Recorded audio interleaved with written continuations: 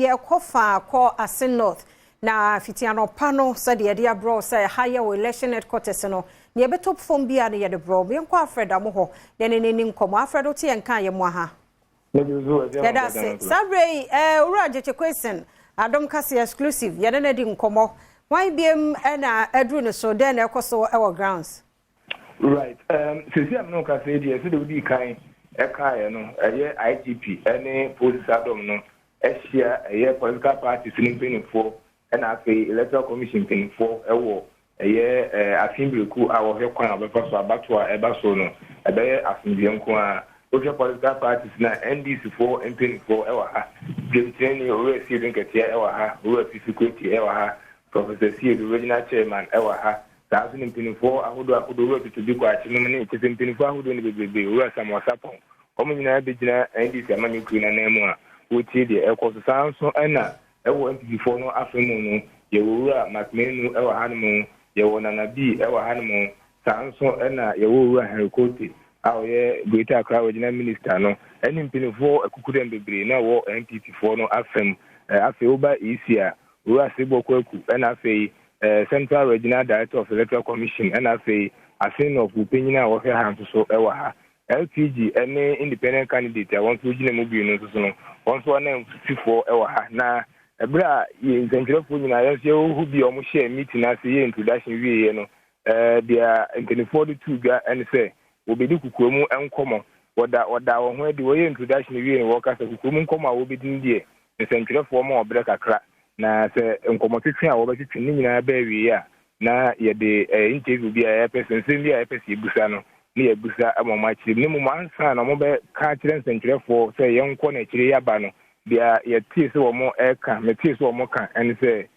political parties ahodo ndi kan e constituency ha a woni akọ aprobo ahodo bebebe enti post Adom ene nemranti ahia a opese woji o feedback e dia akọ aprobo e o mensini mu no ohuni amba ko mienu bi o mpese o motwe bambo adwuma efo na adwensi so na wotu ana mo asa akonya na e ho nti sa bere mu ana o ka se ye ntwe ho kakra ma wo mu no woni nkomo nti wo ba ha am say ne tofo bum nyina say aposifo no hia political parties and all stakeholders I will about to we mu no a what you think komo ahwe kwan a wo nyina ba fa so ma asomdwe aba abato a be enim yankopon fa ekina no police and political parties na hia no e de biam so na ekoso ya te say fuom campaign nyina no say na de amunye ni gidigidi wo hia so mesia no aka to ni tirim say na no so tie CCA yo am say campaign a ekoso e wo bra o mu declare say by-election be ba so ne de as no hu political party so bia de ho ahye mpa ntina ekoso ye pa na enra no ene de twato a obia wan ne app na mbe campaign nyina e ba na wi enra no MPP amanyuku no e rally kese e wo ye Assin ha a party be se MPP party mpinifo nyina ne flag staff house ne be se enra no na Assin ene wo a wone eye omanfo no edi enkomo na akufo ado kasae ekire wo mu se owura chaso kuku no monto eman wiye no ede to nchen ya ewo NDC fo afemu nsoso no ebeka se party mpinifo nyina omoso omoba Assin edi kana na pa no woye de efe no radio rally former president Mahama eko radio su kokasae owura sidin kete mu nyina kokasae mo man ETF wiye no wode no wanya rally kesi a ofa akuru ba ko a ebia wasoa omanfo nyina na party fo nyina ebegu ha wono omo bekasa ne mum woko nkru ahodo woko a na wono omo akokasa woko a na wono omo akokasa kusi se be by 11 nyina na former president oguso ne omanfo kasa na enne se de oka no enura na campaign atiwa na ye no hu no be wiye ndo enimbre no but ndi san se openly bia untumi ngada dom se wo ye campaign ti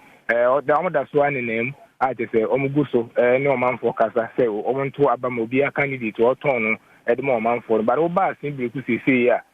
bia me fa say center of the community ye Assin Materi School Park no wo ba obi hu media house ahodo a obi a pa bia nyankopon pa china obetena edi no djuma ene ade but nsu no so topa ha sei no nsu no ya de a topa ena no pe mum ni nsu nto but e fi be se na otwe ebe nyina de bia nsu to ntinura kurali ahodo ko so nyina ni nsu eto ena isan se omo ye kuru ma adwuma twitwa kwan ne ade nti ama akwan ahodo ena ekuru no so ye na tikoko nti no ama afro na ekuru mpa atese na ekuru na ntie ye pa abada no period say ewia na bum kakra nti no ya kofuma akomia mia bia police for ye meeting ni da bia hu say omaji a dom dodo eda ye ho ade ni wura ho ru say afro nko na agi ho presence nso no